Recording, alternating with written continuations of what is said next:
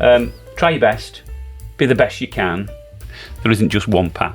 School, examinations, move on, university. There isn't just that path. There are many paths. Yeah. But if you're going to do well, you've got to try your hardest. Try not to take failure too personally. Be philosophical and just try your best and keep doing and find something you'll enjoy doing, I think.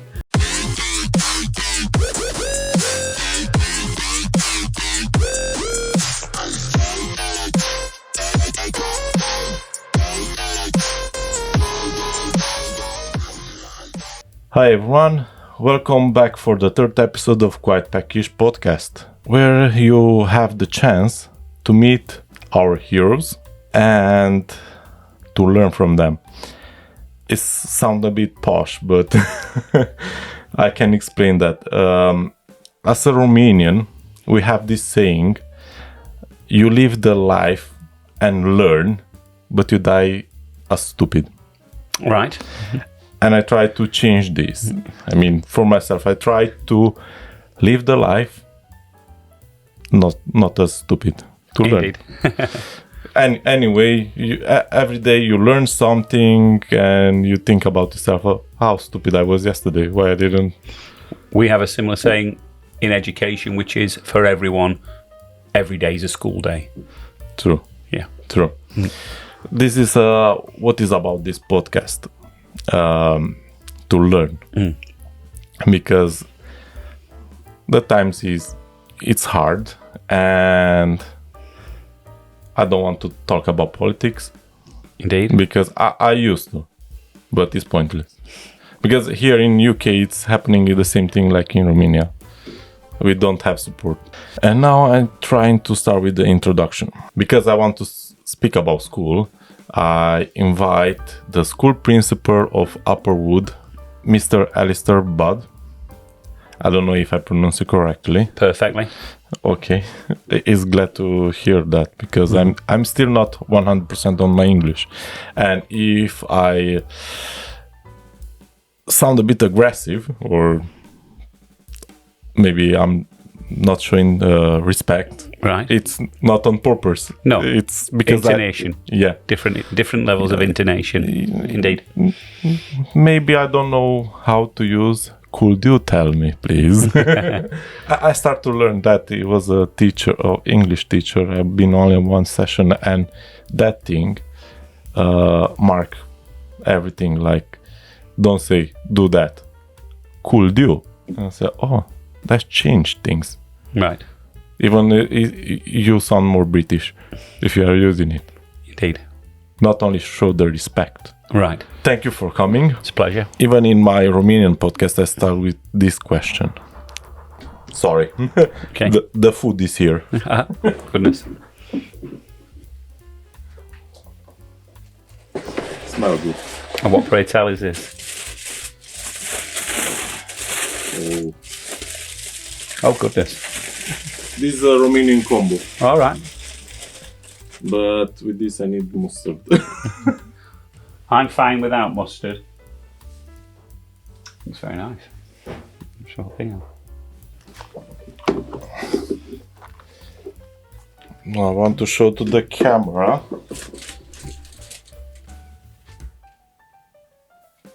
This is a Romanian combo, if I'm not mistaken. Right.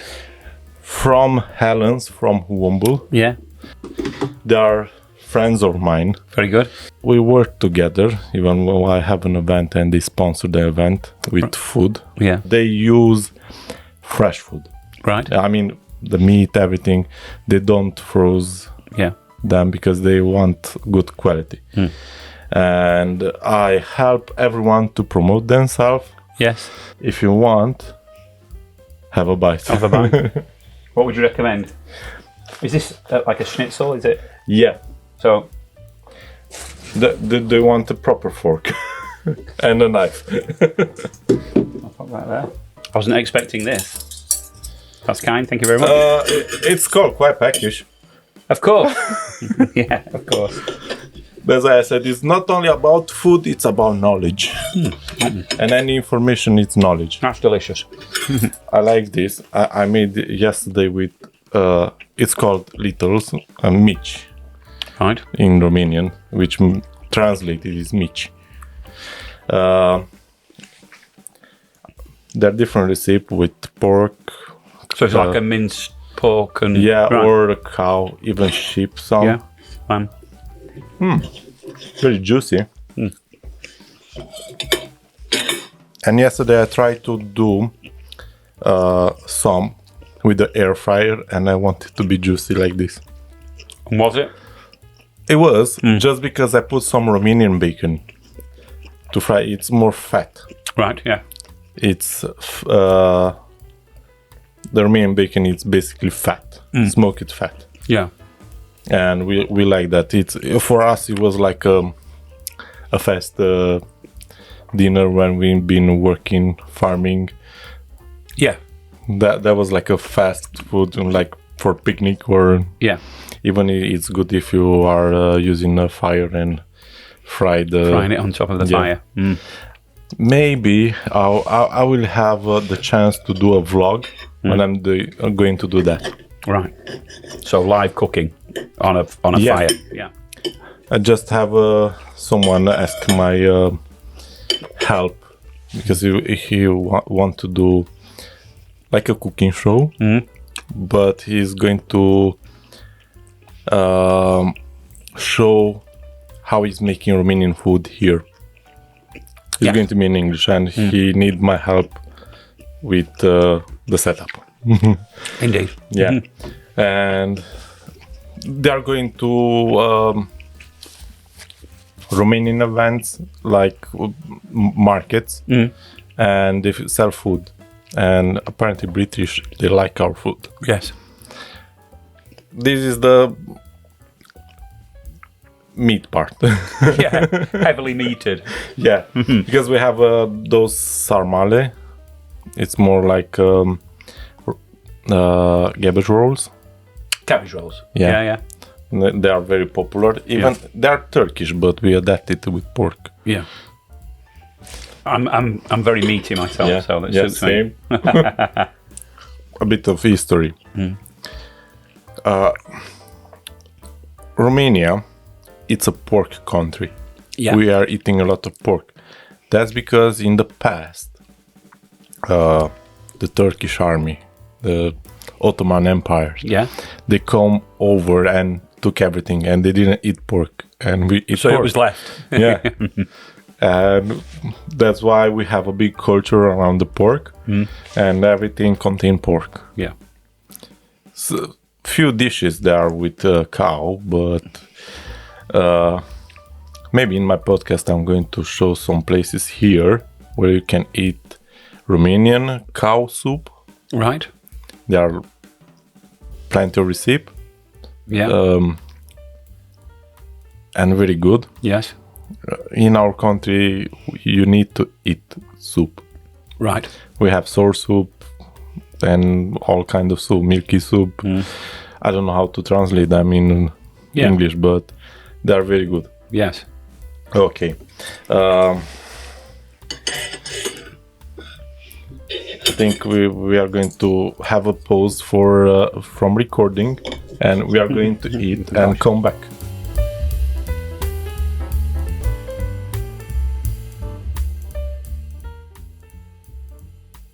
Okay, we are back, and thank you, Helens from Wumble, for this beautiful meat. Glorious. Yeah. We are continuing after, but for the moment we are full. They sent too much. Yes. Now I start with the question. How I said it before. This is the question, the origin. Right. Yes. When you've been a child, what did you want to become when you're an adult? When I was a child, it would be fair to say I didn't really know what you could be as an adult. I suppose the influence of people I knew wasn't wide, and so really I probably wanted to be in the public service because that was all that I really knew. You know, I knew there were policemen, Okay. I knew there were teachers, I knew there were doctors, they were the sort of people I knew of. I wasn't very familiar with any occupations, and so quite early on, I can remember saying probably about 9 or 10 that I would like to be a teacher, bizarrely, and that's how it ended up. But probably not terribly seriously. But in honesty, I kind of lived each day as it came along, and didn't have a particular vocation. But I've always really enjoyed sports, and I would have loved to have gone into that field as well, but never felt myself competent enough to do anything in that line. So probably, from 10 in education, teaching. I used to put this question in the Romanian podcast, and all the times when I was speaking with my guests, in my mind I wanted to be a lot of things. Yes. Yeah. When I was young. It's not only one thing. Yeah. Because every time, when it's, like on the last podcast, I had this mentor, and she said she wanted to be a researcher, scientist. Right. And so how I wanted that to have the same occupation. But I lost myself during the school, and I didn't learn chemistry properly. Yeah. I missed some class, and after that I lost it. Yes. When you've been young, how was your childhood? I thought my childhood was great. I played out a lot. School was a marginal part of my life. I went to school really only to play football. Okay. At playtimes and lunchtimes, and before school, actually. We were allowed to play football before school. And I thought it was all pretty good, really. I didn't really know what great or good was, but I had a good relationship with my mum, very good relationship with my mum, and a good relationship with my dad. And then when I was I was 11, my mum and dad split up. And so I never really perceived that would or might happen. So that changed my life somewhat, and it became a little bit more, perhaps a little bit more challenging, from having a very sort of nuclear family to suddenly being just with my mum, and there was quite a bit of perhaps animosity, you would say, between them, and I got stuck in the middle of that a little bit. So I always thought it was fine because I didn't know any different, but perhaps in hindsight there were things happening that were quite challenging. I think everyone had maybe a different kind of the childhood and path. Even me, if I think about, I was struggling in school. I wasn't so bad. No. I never struggled at school, but I shouldn't really say. I should be honest. I wasn't a great student, but I was like a D type. Yeah. Well, E. It won't surprise people who know me and my children that I wasn't the most attentive child in school. I would listen and absorb, but I was not, I wasn't somebody who sat and did all their work perfectly all the time. I remembered virtually everything I'd done. And so when it came to examinations, I was lucky enough, because I think it is good fortune, to be able to remember everything. Exams were always a joy to me. For me, that was the problem, because I was learning at home, like poetry and everything. And when I was at the school, when I was supposed to say the poem, I was blank. Right. That was a kind of trauma. I don't know exactly. I need to find out what happened then. Why I'm always forgetting things. Even I struggle now to remember the lyrics of the music. Really? Yeah. Yeah. Even I like the song. I listen to the song quite a lot, because for me that's like a drawback. Yes. Because I want to learn. Yeah. And I want to remember. I think in education, and from being a father as well of 3 children, there's a lot said about education, and a lot really still fundamentally, even though things are supposed to have changed, and there's always movement towards a more progressive way of assessing children and people, a good memory is an incredible bonus. It's an incredible bonus in the education system. My brother have a great memory, and he was the good part of the family. He was getting these awards but in the end of the high school he was down and I was up. The thing is now I'm willing to learn. In that period of school, the Romanian school was a bit harsh. Yes. For kids, because it was basically to memorize, not to understand. Yes. That was the problem. I don't know if they changed now, because they changed like a lot of things. And my generation, it was like we've been like lab rats. They test things on us. Right. And at least I took the final exam. We have a baccalaureate. Yes. When we finish the high school, we have those exams. I think here it's SATs or no. That's GCSEs, A-levels. Yeah. There is a move towards the baccalaureate in this country, but it's never really taken off as much as it might do, because the measurement of a baccalaureate in our country was to have a foreign language, and we're not the greatest country in the world at gaining a foreign language. I think we settle for English, and everywhere we go people speak English, and it makes us true. Maybe France, perhaps a little complacent, but so it never really has taken off because you needed a foreign language in our schools. Our pupils don't tend to do quite as well at foreign languages as other continental schools and children. Yeah, for us it was English. Yes. And I didn't do bad, but I didn't use English only when I was playing games or watch movies. Yeah.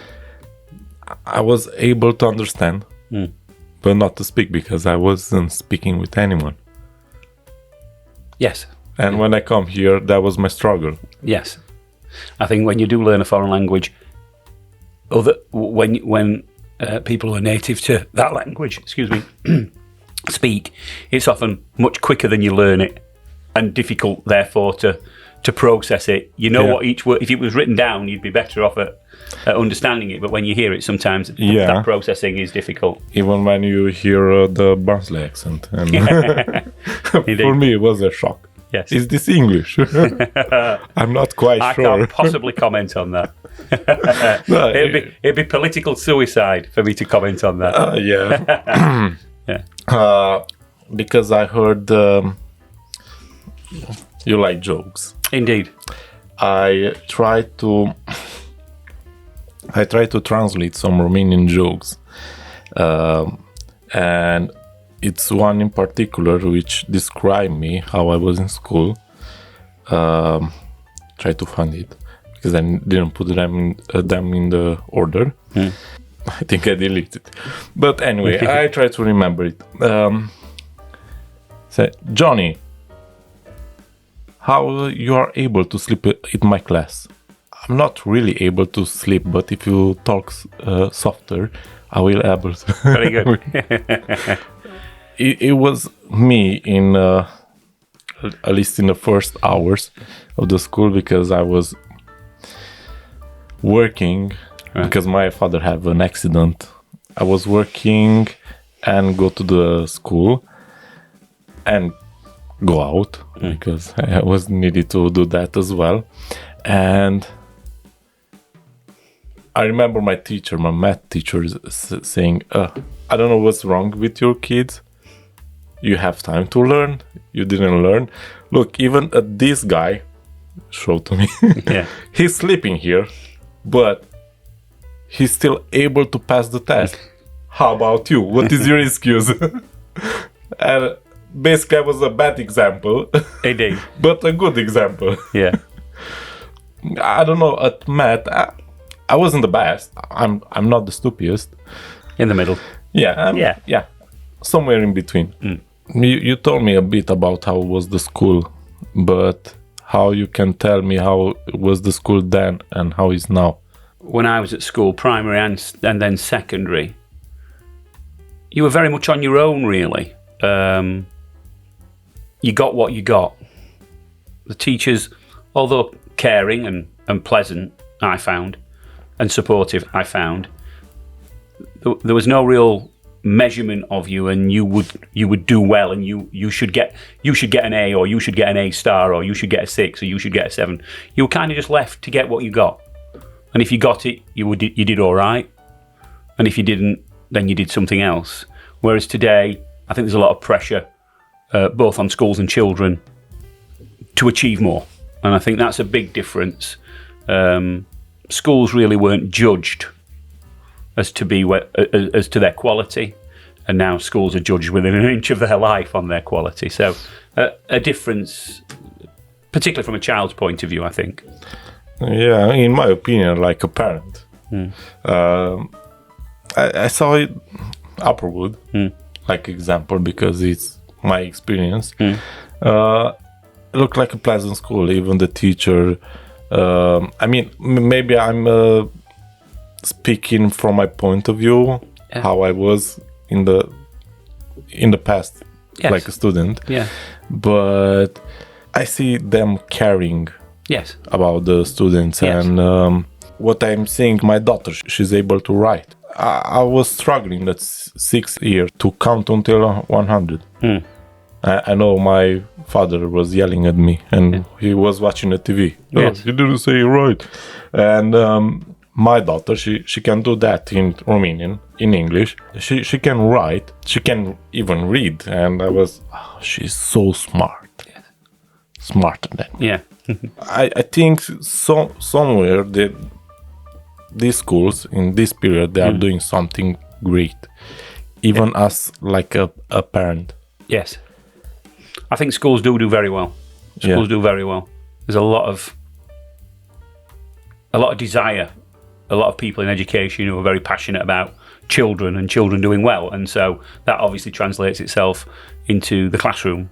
And I'd say that, you know, Upperwood is a school where caring's important, you know, and I think that comes from people who enjoy education and love to see children prosper. And that's most schools. In fact, probably there isn't a school that isn't like that. Certainly in primary education within this area, this region. But care's everything, isn't it, really? Yeah, care's everything.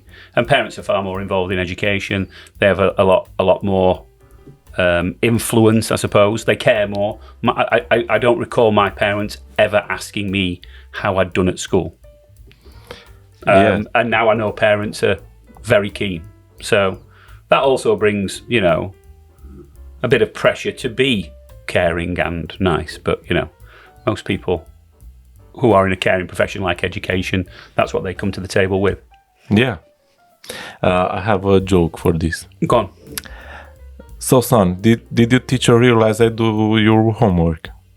I say, no, but she did say I'm getting dumber by day. Getting dumber? Yeah. You're very good. I'm not sure that will go down very well in my school, you know. I'll try it tomorrow. Yeah. And I have another one. It's basically the same subject. Teacher to the student. Tomorrow bring your grandfather to school. Could I bring dad instead? Say, no, your grandfather. I want to show him what nonsense his son is teaching you when he helps you with the homework. Very good. This is only because I got this book, and people, they are saying, even I have a quote, don't ask him about the jokes. Very good, yes. And I said, no. I'll be here all night. I'm not afraid. I like jokes. Yes. And what you can tell us about how your journey to become a teacher? To become first? a teacher, yeah. I was 17, so I was doing my A-levels. I didn't really know what I wanted to do. I kind of got this memory thinking that I'd wanted to be a teacher, but I'd got no idea how you became a teacher. And then this is it's really top secret, but I'll share it. There was a young girl who I knew who wanted to be a teacher, so she went to all the teacher training colleges to look at them, and I really liked her, so I followed her. Okay. And not surreptitiously, we went in the same car, and I'd never even thought about university or anything like that. But then it opened up, and I went to some colleges. I liked it, and I thought it would be pleasant, fun, you know. So it almost happened by accident, because I wanted to be a teacher, but no one had ever told me how you become one. Oh yeah. I didn't know. So I followed this girl, and it all worked out. By the way, that girl is now my wife, so nice. it worked out all right. You are still following her then. Yeah, still following it. Yeah. Very good stalker. And which one was the pivotal moment in your path to shape your career? I was in my first school, in my first job. I worked in Oldham. And we had a HMI review. It was something that happened before Ofsted. We just had a review. And the HMI came after watching my lesson, and it was quite informal. They gave a very general report. And he said, "Well done." And bizarrely, I thought, oh goodness, I think I could be quite good at this. And I'm quite a competitive person.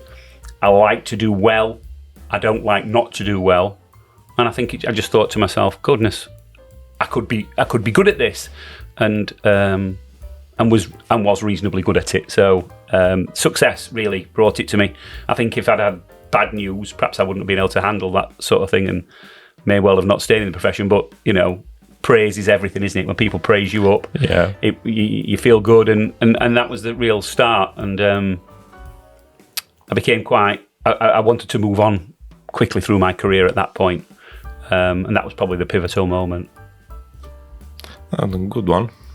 You need to be praised, because if you are, you know you are doing right. Yeah, and I think, well, it just works, doesn't it? You Yeah. know, when you work with children don't want to hear the negatives. They don't. They want to be praised for what they're good at. And of course, everything has to be measured, and you know, if the messages are bad, then they have to be given. But you're far more likely to influence somebody in the long term if they feel good about whatever. Yeah. You know, I've worked in this community for a lot of years in Darfield, and always said, you know, positive messages, particularly parents' evenings. You know, share how good these children are. Yeah. I love this. I love when we come at school for the picnic. Oh yes, family. Yeah, it was very nice. Yeah, I love you when you took those sponge in your face. Yes, yeah. It's a bit of a tradition. Oh yeah, I didn't know. Not everywhere. I don't think there's anybody left who does it. I do it, Okay. and I do it because the children adore it. They think it's very naughty, and they love it. Yeah, my daughter, she told me today I'm naughty. Very good. I was driving exactly before I arrived home, because I didn't help her to open the report envelope. Right. And she saw that. She tell me I'm naughty. Why? I'm driving. Yeah, she wanted it. She wanted to see. I will bring another joke, just because can relate with this. It was a period in high school when we're supposed to buy our books. I don't know how it's working here, but we have this joke. Say, son, I bought your school books. They were expensive, so take care of them. Sure, Mom. I will not even touch them. That's very good. Yeah, they'll be like new. Yeah. That's a good one. I like that one. That's quite a British humour as well. Yeah. Just because we have the chance to sell them back in next year. Yes. And it was like hard times. Yes. Because it was 2003, something like that, when I was in art school. Yeah. And that's why I can relate with this. Could you share me some biggest challenge what you have when you've been in the role of head teacher? In honesty, the biggest challenge is always finding good and great teachers. That's a challenge. And keeping them, because that's a challenge too.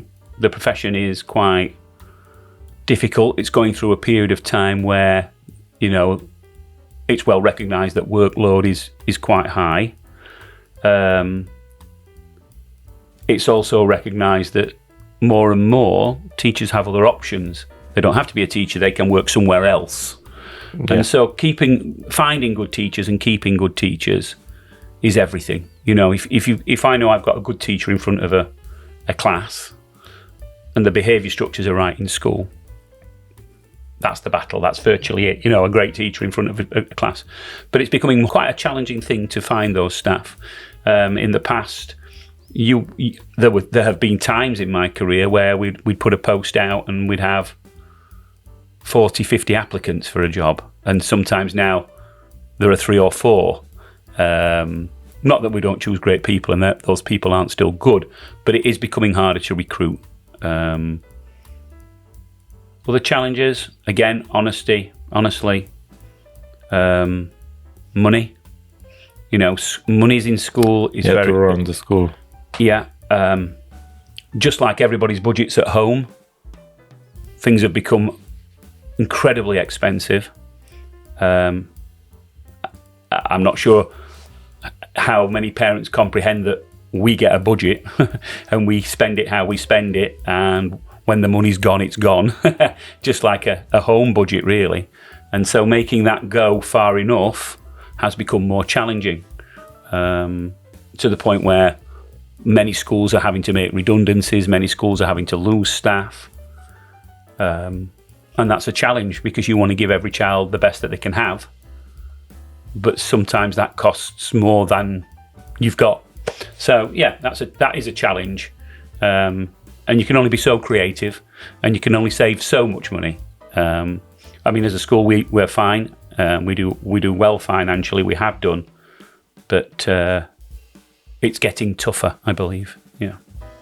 I always think about the idea come from a different thing, because now I find hard to book an appointment to hospital. Yes.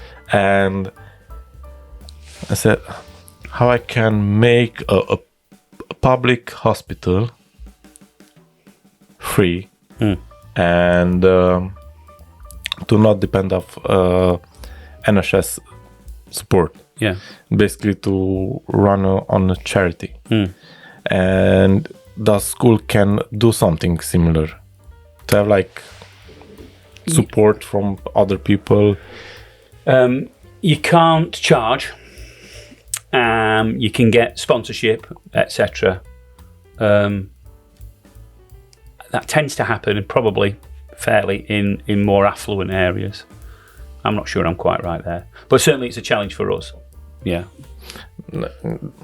I'm trying to find out about how these things working with the sponsor. Like if a company it's coming and sponsor the school, what benefits they have? Yeah. That's association. Yeah. Association.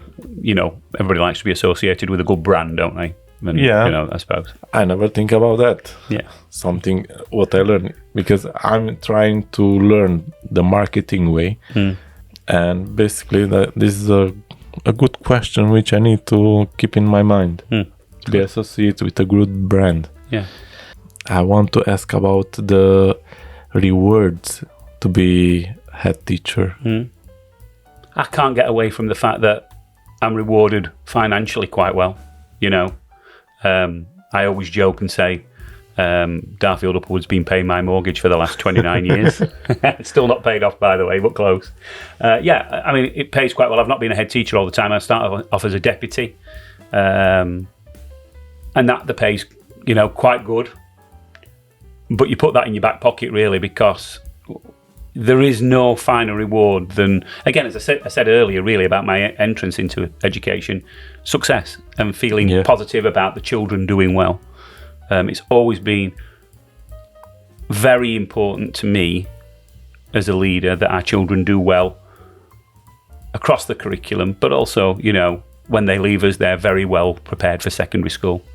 And so we've always done well nationally in examinations and locally in examinations. And that makes you feel good. Alongside just having, lovely children doing nice jobs and being happy and seeing them progress. It's a lovely job, It's a very, very rewarding job. Sometimes I think that that's played on a little bit too much by the government, Well, it's a rewarding job. But many teachers now are considering other options because, the labour market is strong. They can choose other things. So, although it is very rewarding, it's challenging too. For me, it's very interesting because when I'm coming to school, you are there everywhere. Yeah, I do not see that like a school principal to be there when parents are coming or the children's. Yeah. You are at the gate. And I'm very lucky that I'm in that position because not lots of it's not just about choosing to do that. I'm lucky that I've got a good team at school. My strength is that. My strength is relationships and children and others support me. I can say, because I'm right at the end of my career, that the paperwork side of things has never truly interested me. I've managed to get through that and get the paperwork in place, but my priority has always been, in honesty, and I say this to everybody as well, enjoying myself. And I enjoy myself when I'm with children, when I'm meeting people. Yeah. And I've been lucky enough to have a good team behind me that have facilitated that. So I saw you always smiling there, be happy and ask everyone how they are. I was once on inspection and an Ofsted inspector said to me, "Are there 3 of you?" And I laughed. And obviously, I was everywhere. But I'm very fortunate. Not everybody's in that position. Yeah. Not everybody's in that position. If you haven't got a good team behind you, and you can afford a good team behind you because of the financials of a school, lots of heads are left to do everything, and that's very, very challenging. You said you need to have a good communication with the staff. Yes. How you manage to have that? Because that's important. Yeah. Like in community, even in business, you need to know the way how to talk with people, and we don't know. Yeah. I can only say the way that I do it. Give us an advice. Yeah. Face to face as much as possible. I'm not you get a lot of communication through email, etc. And I try and do as much of it personally,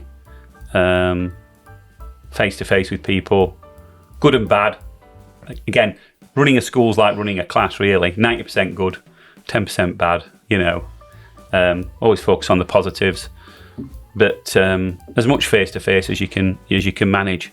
And I think I've always thought whether my staff do or not, I don't know, but I've always thought that they know I'll muck in, I'll do the dirty stuff, I'll clean up the sick, I'll clean up the fox poo, I'll look after a child who's poorly, I'll have a class at the drop of a hat if it helps somebody out and it's necessary.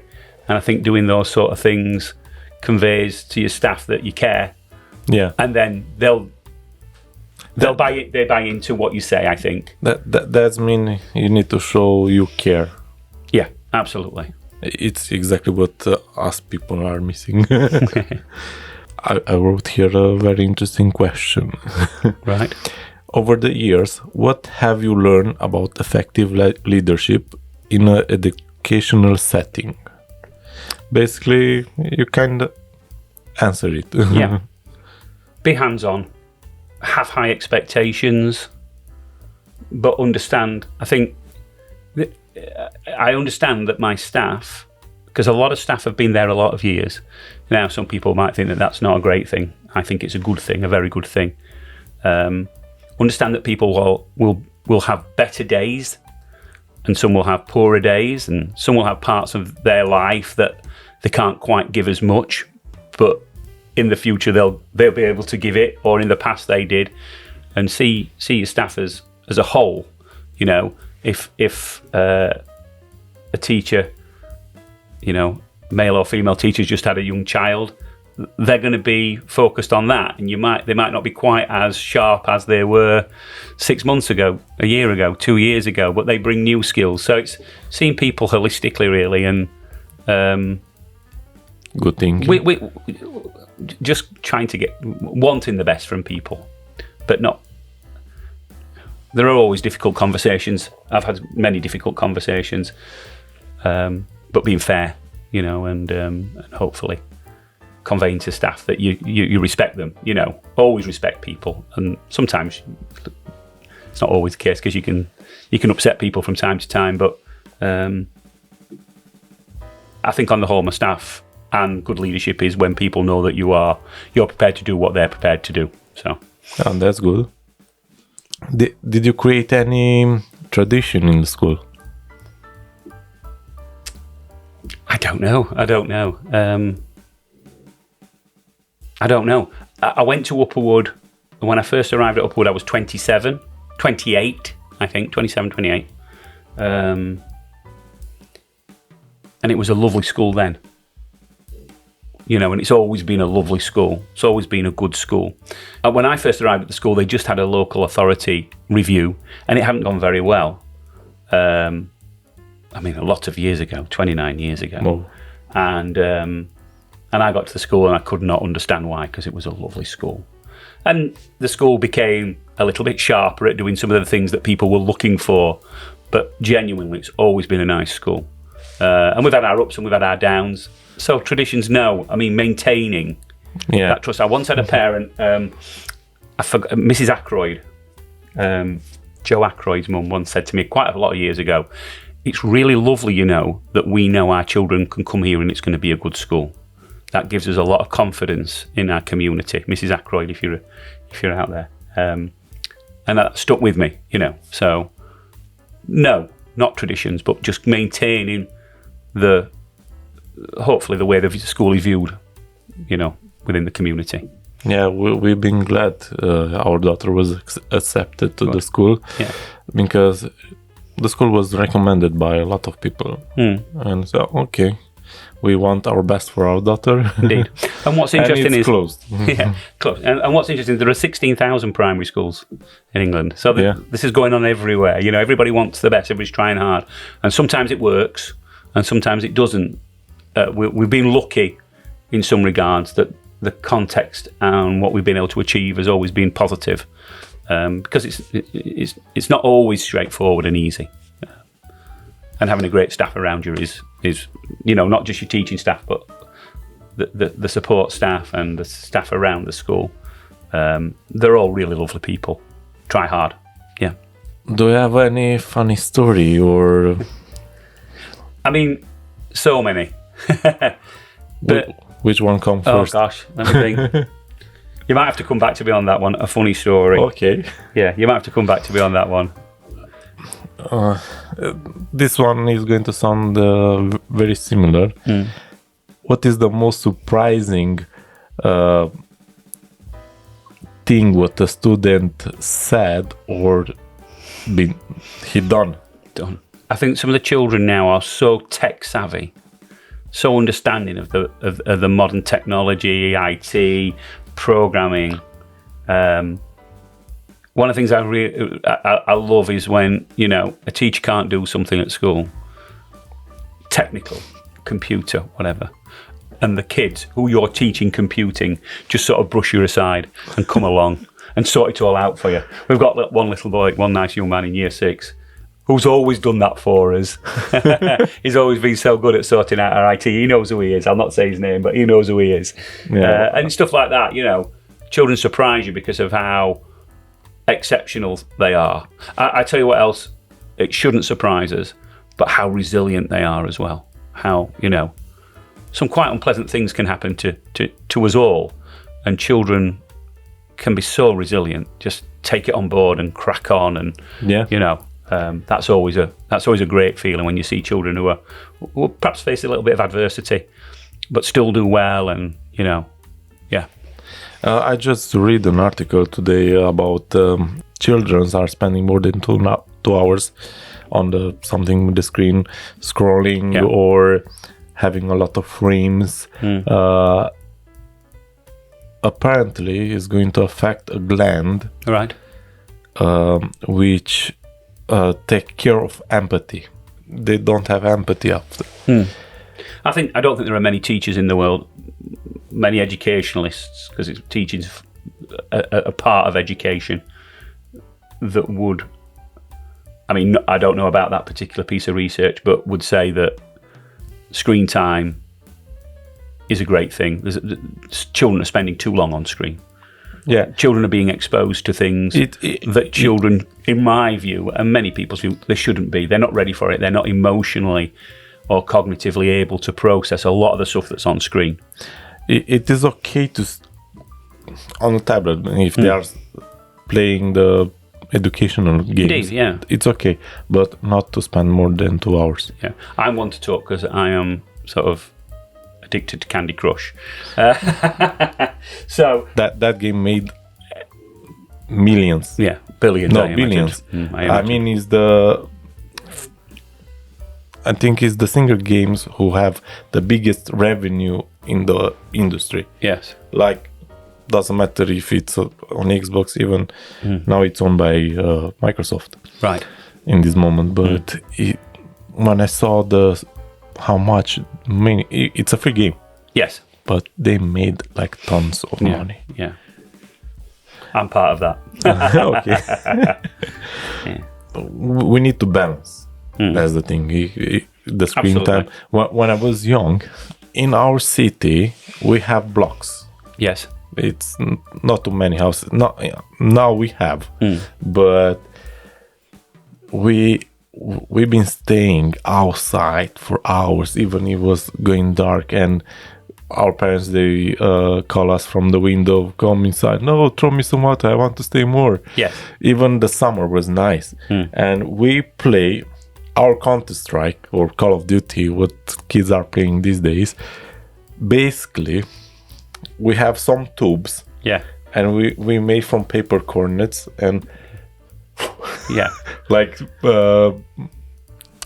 when I was a boy, we used to use. Have you heard of pea shooters?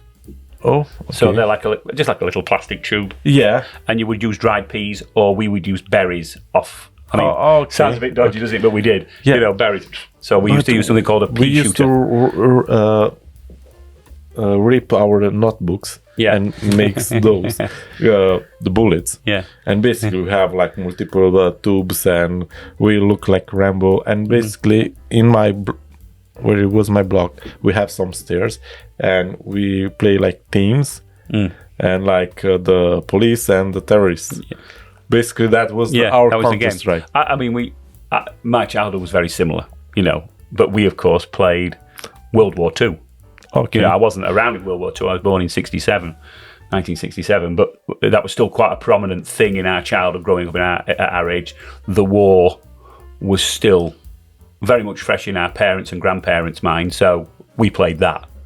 Yeah. Very nice. Yeah. And I remember this when it was winter holiday. We've been to our grandparents. In that period, it was like a lot of snow, like this big, yes, and less long, and it was freezing. We've been stay all time outside. We just go inside just to get to be warm. Even we didn't eat. Yeah. But even because of the snow, you've been able to see in the dark. And we've been all time outside. Too bad we didn't have phones that period. Indeed, yeah. True story. Somebody said to me today, something that I know you won't miss when you leave teaching. And I said, what's that? And they said, snow days. Because from a head teacher's point of view, it's a nightmare, So once I leave, it'll be something that I don't have to worry about ever again, which will be a delight. Oh yeah, that's a good one. Yeah, I'm thinking because even when you are going to work, it's a problem. How is school? Because someone needs to take the snow out. Yeah, and make the decision. Yeah, big one. I will bring another joke. I hope it's going to be funny because this is about a Hungarian student in a Romanian language class. He was asked, George, can you make a sentence? And he said, on Sunday, I will go to the forest. George, dear, that's not right. Okay, then I'm not going. Very good. He's supposed to say to the forest, but he said forest. Right, I see. I don't know if I should say this, but there's a saying in the UK that says, don't give up your day job. Okay. Do you know what that means? Do you get that? No. It means you're not going to be a comedian. Yeah. True. I know this. I was trying to write a number for stand-up comedy. Yeah. How I start, it looked very promising. Yeah. But I don't know how I'm going to continue. Right, yeah. You've got the entrance, but not the rest. The entrance is quite big. It's going to say something about me, about how I'm the courage to step on the stage, and I ask advice. Yes. And from that moment, after I finish that part, I don't know what to do next. But I want to put some Romanian things, which is not valid anymore here. There are plenty of Romanians here who are doing that. Yes. Stand up. Yeah. And they are quite successful. I need to learn better to speak English. I mean, to be more... now I'm better, but you need to practice. As always, as I alluded to earlier about the British, we're not great at languages, and your English is far superior to my Romanian.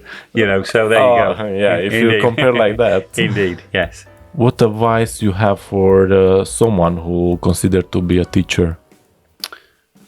A teacher. Like myself, because on the moment I was thinking. Do you know what?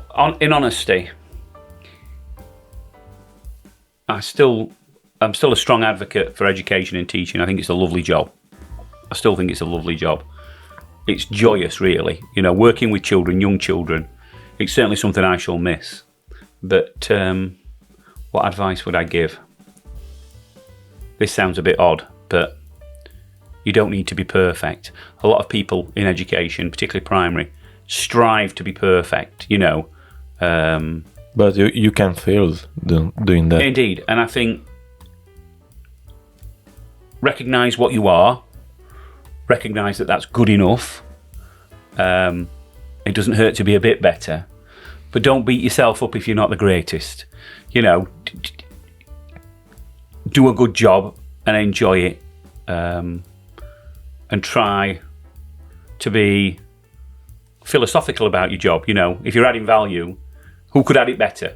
Is there somebody out there who'll do a better job? And if not, then, and I think in education, a lot of people are perfectionists. We take criticism very poorly in education. You are a teacher and you're supposed to know best. Indeed, yeah. And I think, we take criticism very poorly as a profession. Yeah. I do. I take criticism very poorly. It affects me. It upsets me. I wish I was not quite like that. A bit tougher. This is supposed to be one question. How you take the negative feedback? Yeah. personally not well, really. And so I strive to not get it. And a lot of people, we're quite a precious profession. We're a bit precious about what we do. I've got 2 daughters and a son. My daughters are in the private sector, and it's quite different, you know. You become more hardened to it. But I think because we're dealing with children and you want the very, very best for them, sometimes we can just become a little bit too precious. Yeah. You know. So new teachers, do it, get on with it, enjoy it. Yeah. And see the good that you're adding. And don't worry too much about some of the things that you aren't quite brilliant at, because let's be fair, who is?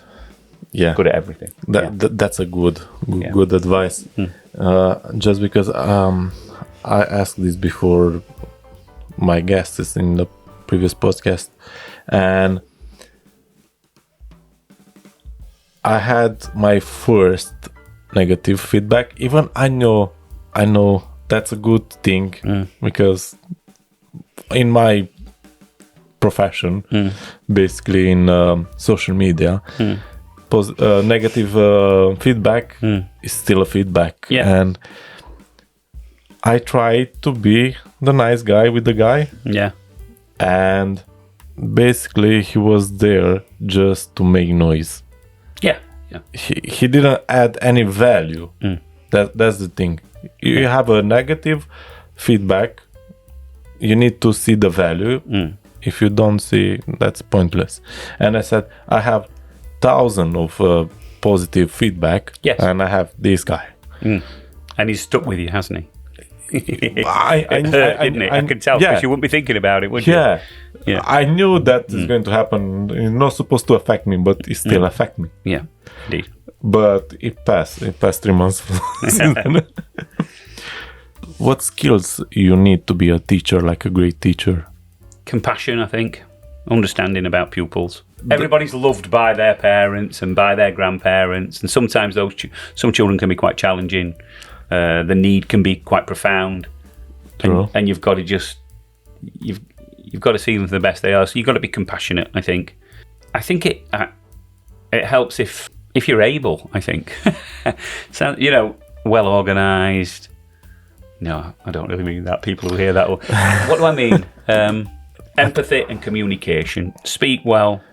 That's good for your life as well. Yeah. Like day to day. Yeah. Communication. Clarity. Yeah. Yeah. Clarity. Teaching can become quite complicated, and it doesn't need to be. What are we learning today? I want you to learn it. This is how we're going to learn it. Let's learn it. Did we learn it? We've learned it. Wow. Clarity, I think. I think when a teacher knows what they want a child to learn, and it's in the forefront of their mind, they're going to learn this today. It's almost a fait accompli. It's almost just, it's going to happen, because that's the will, that's your will, and it will happen. If you don't know what they're going to learn, because in education, there's a lot of children doing things, but not necessarily learning things. We're doing this. No, but why? What are you going to learn? Exactly. And I think if that's in a teacher's mind, for however it gets there, whether it's school curriculum plans or whatever, if it's in a teacher's mind, you've got a darn good chance. And conveying that, what you're going to learn, to the children, so that they know exactly what they're supposed to learn. Yeah. That's good. As you're retired in this moment, Yes.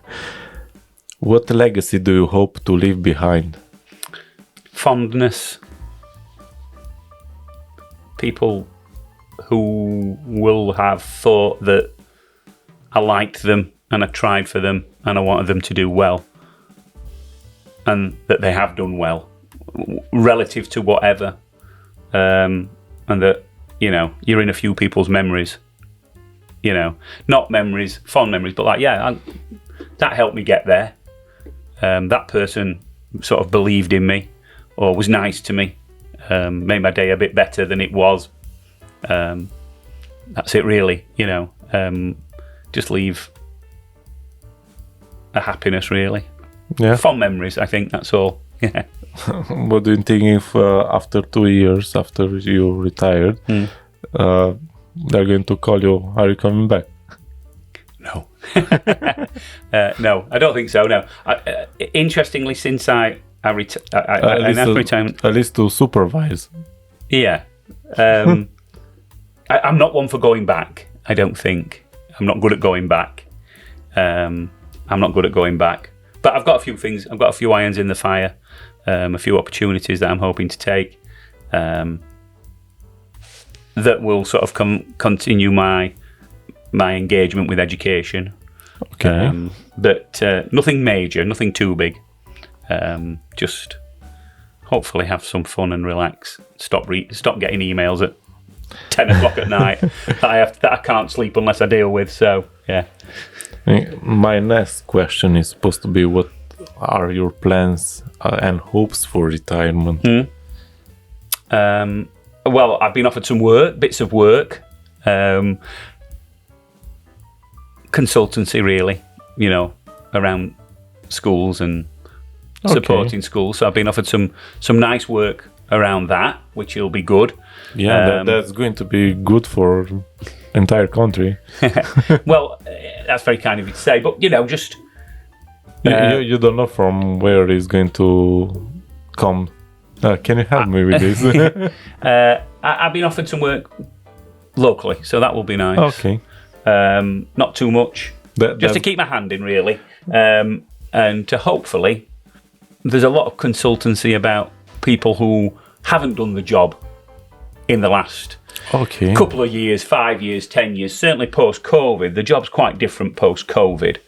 And so I think supporting schools and some people in their journeys with an understanding of what modern schooling is like and the trials and tribulations of that will hopefully add some value. Yeah. That's good. It's going to be a win for Barnsley then. Oh, well, we'll see, won't we? Yeah. But how was the school during the COVID? How was that period? Just bizarre. To shut down education for, huge amounts of children. I mean, at the time, everybody thought it was the right thing to do. In hindsight, who knows? Hindsight's a wonderful thing. But myself, Miss Charity, Mrs. Brown now, on the school playground, marking out grids of squares for children to stand in a metre apart, not knowing what we were doing, just kind of, school shutting tomorrow, get on with it. We had to have a provision for children whose parents were working in the public sector or working in emergency services. And it was just bizarre. And again, you were just working off the seat of your pants, really, just doing your best. Yeah. And then it became quite pleasant, but very arbitrary. I had some lovely days at school. I was very lucky. I'm not a very good sitter. I'm not a very good I couldn't have gone home and worked from home, I don't think. I was very lucky that in my job, I could come into school every day. I still came into school every day, and I think I would have found it very challenging not to be around and out and about, So I was very lucky to be able to do that, and I did that. I was in school nearly every day, not because of some sort of duty, but because it was very nice thing to do, and support your staff by being in school. Yeah. Yeah. I'm going to say another joke. Oh gosh. The school principal calls Johnny to his office and say, Johnny, I have a bad news and a good news. A bad news, you fail your exams. And the good news, say Johnny, the good news, you're still top of the class. They all failed. Yeah. Indeed. But he was top of the class. Yeah. I'm going to say the second one.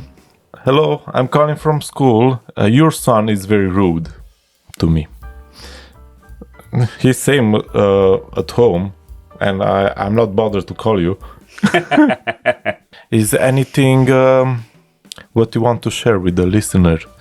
It's been a pleasure to serve the pupils of Darfield over these years. I worked in Oldham before that and in Rotherham before that, but I've spent an enormous chunk of my time in Darfield and in Barnsley, and it's been a pleasure. It has been a pleasure. It's been a joy.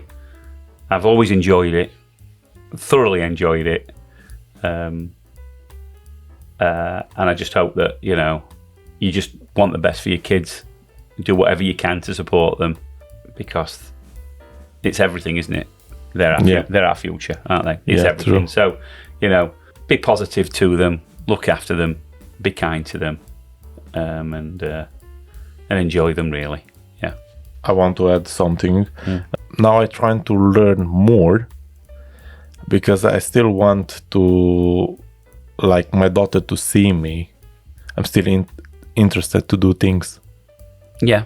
And maybe she's going to pick something what I like, or I don't know. I try to encourage her to try everything. Yes. And from there she can choose whatever she wants. Yeah. Yeah.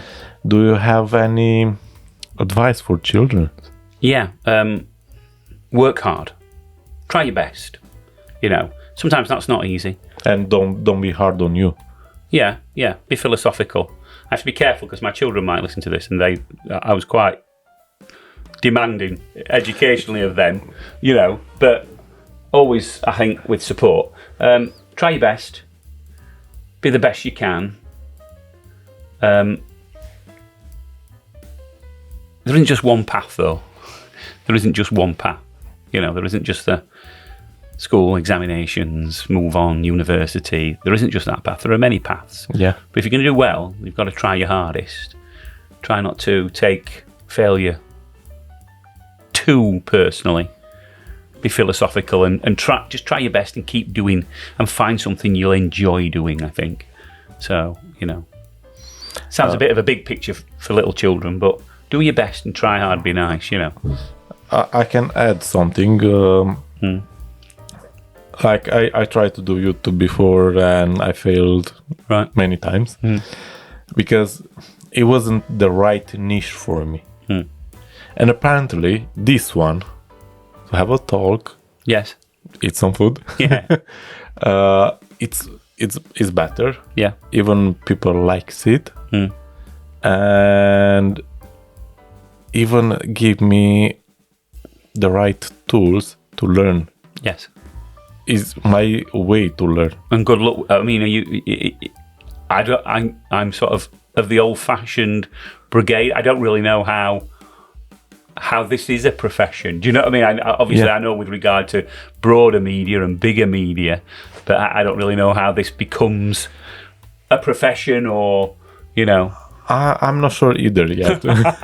But I hope to be good at marketing. Yeah. Even now I have some support from Launchpad Barnsley. Right. There are great teachers there. Yeah. Basically, they already did what they teach. That's going to be my support. Right. This podcast is going to be greater soon. This is just the start. The beginning. Yeah, the beginning. Well, very good luck. Yeah, thanks. Yeah. I will bring another joke, and after that I will say some things what people told me on Facebook. Right. In the school, teachers said, please write with capital letters.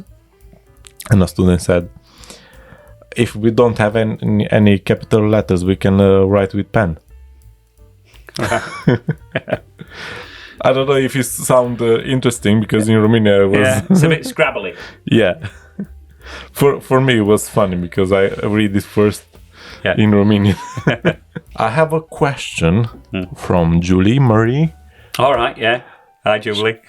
She said, I would like you to ask him where he gets his energy from, and to be so upbeat with the kids, and how he's changed over 30 years. Yeah. I'm going to be honest again, whether I should be or not, I don't know. I think I've got a little bit of attention deficit. Oh, same. I think I fly from one thing to another. Interestingly, lots of people, lots of children like me.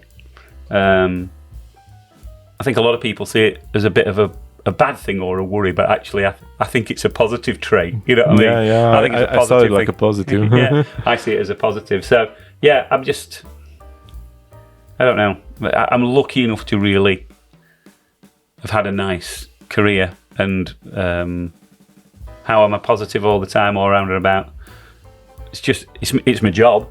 Yeah. You know, I don't do it because it's not effective. I think I do it because I think it's effective. Kids like to see you; they'll do the best for you if they like you.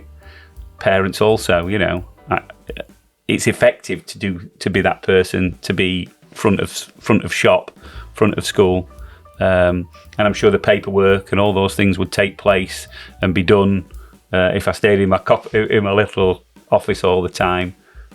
I do it because I think it's effective, you know, and it is. It's a good way of running a school, I think. I like the idea of the office. It's like open there. Yeah. We can see you working and... Yeah. It's nice to be in the middle of school. It's not changed that long ago, but it's nice to be in the middle of school. You can see what's happening, hear what's happening, and, you know, see the kids. Yeah.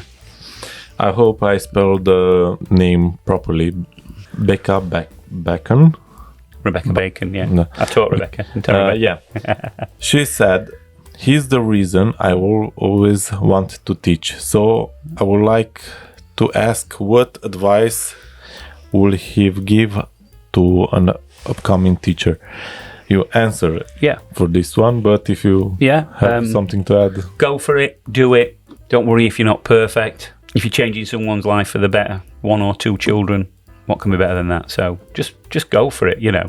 And it's a tough job. You know, it is a tough job, and becoming tougher. The expectations are high. Yeah. The expectations are very high. But if you love it, you're far more likely to do well at it. I do apologize if I not spelling the names right. Was a bird. Wazza. Wazza. He's a landmark in Darfield, is Wazza. Okay. Warren, his name is. Okay. I taught Wazza.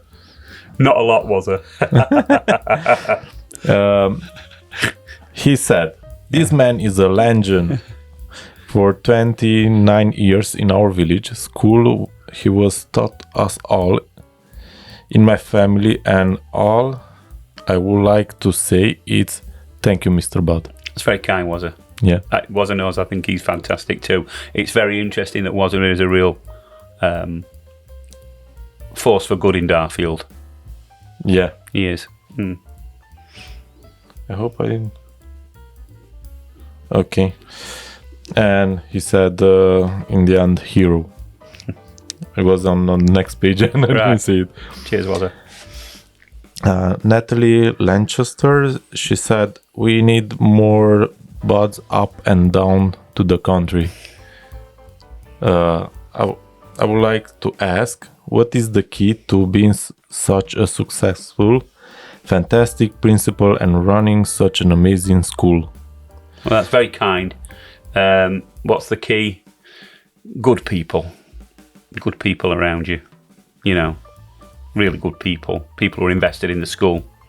There are so many primary schools that have members of staff who give a lot and a lot more. And it means a lot. I think you've got to recognise that as a leader and try your best. And it's not always easy, but try your best to just sort of understand them, you know. And a good school is a good staff, and keeping them relatively happy. Yeah. She said Mr. Budd is an absolute legend, and we feel so lucky he's been a part of our son's school life. That's lovely. Thank you. And here, they've got to. It's social media. There've got to be some people who've put something horrible, I'm sure. And here is that comment from Tammy Seymour. Oh yeah. Don't ask him if he knows any jokes. Can you say one? Can I say one? How long? Short? Long? Any. Well, it's funny because I was looking at the book and I missed this one out really, so I'll do it quick. It's quite long. Yeah. Yeah. I'm here. You'll like it. It's meat related. So I was when I was a student, I was delivering the Yellow Pages, the book, you know, the telephone book, the Yellow Pages, and I went into a farmyard, and as I was going up to the farmyard door to give the gentleman his Yellow Pages, I noticed in the pigsty there was a pig, and it had 3 normal legs and a wooden leg. Have you heard this joke? I think it's something similar in Romanian, but... So, it's a good one. So, I knocked on and gave him the yellow pages, and I said, I hope you don't mind me asking, but I just noticed there was a pig with a wooden leg. How on earth did it get a wooden leg? He said, let me tell you about that pig. That pig is the most amazing pig that ever lived. One night, there was a fire at the farm, and that pig saw the fire, and he ran towards our front door, knocked it down, ran upstairs through the smoke, and grunted in my ear, woke me up, and my wife and I escaped the farm fire. I said, that's amazing. What an amazing story. I said, but you've still not told me why he's got a wooden leg. He said, well, that's not the end of the story. We realised that my baby daughter was still upstairs in the panic, and that pig ran up the stairs, went towards her cot, grabbed hold of her bedding and flicked her on his back, ran down the stairs and saved her life as well. I said, this is an amazing story, but why does he have a wooden leg? He said, that's not the end of the story. We were so upset and panicking, it was awful. And the pig had the good sense to get hold of my iPhone, and he dialed 999 with his snout, and the fire brigade picked up the GPS, sent an appliance, and put the fire out and saved the farm. So that pig has saved me, my wife, my child, and the farm. That's an amazing pig. And I said, yeah, but why has he got a wooden leg? He said, let me tell you something. When you've got a pig as good as that, you don't eat him all in one go. It's quite Romanian, isn't it? It wasn't like that. It was much shorter. Forgive me. Yeah, it's one of my favourites. Yeah, he said for a couple of steaks, we are not going to kill the entire pig. Right, yeah, similar. But, yeah. Funny thing. Yeah. We have this tradition in Romania. Before Christmas, we sacrifice a pig. Right. Because we still have farms, and some Romanians who are living in America, they didn't check what their legal measure they are supposed to take, and they do the sacrifice in the middle of New York, I don't know, somewhere, and when you're doing that, the pig make like a very weird noise, because it's dying. Now they changed the rules, and we are supposed to make like more painless for the pig. But these Romanians killed the pig was screaming, and SWAT team come with rifles and infrared. Romanians. Basically, it's like a party when we are doing that, drinking, making a steak, and when they saw it's a barbecue. Once we did that, now that we are using gas to remove the hair from the pig, but before it was tradition to use the haystack, and burn the pig like that, and after that clean it with the knife. We think he was dead, but he wasn't. The fire start, and the pig get up and run with the fire. And we have a big haystack in the back of the garden, and he was aiming to go there, but he didn't reach because he passed out. Gosh, very dark for me. Yeah, but it was like a tradition. Indeed, yes. And it is. For now, I supposed to give you a book. Right. But it didn't arrive. Right. Because Amazon is lazy at this moment. But I will bring it to school. Lovely. I hope Wednesday or Thursday. It's a memory of one writer from 19th century. It's basically how he grew up, about his childhood. It's a writing which they use in our country for exams. Right. It's like about childhood, Yes. and it's a quite funny. Right. I look forward to reading it. Yeah. I'll have the time. Yeah. But now I will give you something else. It's published on Amazon. It's made by my wife. All right. Lovely. If you're retiring, maybe it's a good way to spend your free time. Lovely. You can find this on Amazon. Mindfulness and colouring. Yeah. That's very kind. Thank you very much. She want to put this text in the book, and Yeah.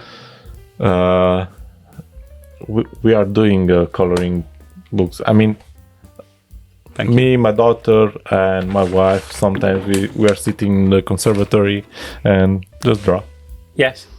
And That's nice. yeah, like family time. Family time. Thank you Pleasure. to come. And I've enjoyed it. Yeah, it's been good. I hope I've not burnt any bridges no. or made any mistakes. I think it was quite fun. Yeah, it's interesting. Yeah. Time to reflect. It's always a good thing to reflect, isn't it? Yeah. Lovely. Thank you, Helens, for this nice food. Very nice. Thank you. Yeah. And please give subscribe, comment, and if you have any good idea for my podcast, please share. Lovely. Thanks very much. Thank you. Good night. And I hope you have a nice retiring. I'm sure I will. And I think I'll be good at it. yeah, this involves some traveling. Indeed. Yes. Yeah. Lovely. Brilliant. Thank you very much. Thank you.